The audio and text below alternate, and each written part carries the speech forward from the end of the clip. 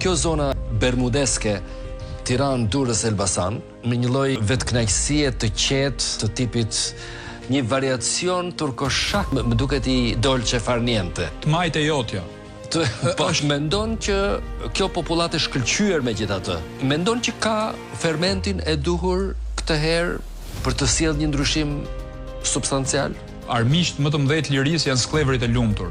Unë mendoj që qytetarët e Durrësit do të dinë ngrihen, do të dinë të reagojnë dhe do të dinë të votojnë kësaj radhe. Është një energji që unë e marr nga terreni. Unë jam non-stop në terren, se në fillim thonin Auloni del vetëm televizor etj. Fuqia ime është terreni. Unë gjithmonë kam qenë atje duke I marr gjithë perceptimet e njerëzve dhe duke I sjellë në televizion nga ana tjetër. Pra gjithmonë, edhe kur kam vazhduar gazetarin, kam qenë gazetar terreni. Pra vi nga terreni, jo nga kolltuqet e bukura mediatike etj etj. Kështu që këtë e kam ndier në çdo zonë, nga Malësia e Krujës deri në fundin e Durrësit ku bashkohet me Kavajën.